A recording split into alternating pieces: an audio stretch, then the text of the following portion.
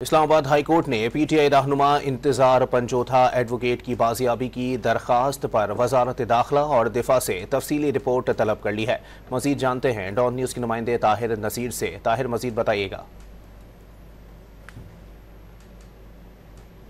अपने नाजरीन को बताएं कि इस्लामाबाद हाई कोर्ट ने पीटीआई रहनुमा इंतजार पंजोथा एडवोकेट की बाजियाबी की दरखास्त पर वजारत दाखिला और दिफा से तफसीली रिपोर्ट तलब कर ली है। चीफ जस्टिस ने इस्तफ्तार किया है कि आईजी साहब इस हवाले से क्या पोजीशन है। आईजी इस्लामाबाद अली नासिर रिजवी अदालत के सामने पेश हुए। चीफ जस्टिस ने इस्तफ्सार किया कि आईजी साहब ये क्यों हो रहा है, इस पर प्रोग्रेस दें, जिस पर आईजी इस्लामाबाद ने जवाब दिया कि स्पेशल टीम बनाई है, एसएसपी इन्वेस्टिगेशन सरबराही करेंगे।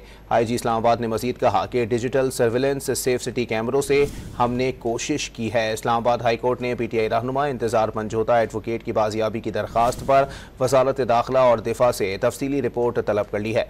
मजीद जानते हैं डॉन न्यूज़ के नुमाइंदे ताहिर नसीर से। ताहिर, मजीद बताइएगा।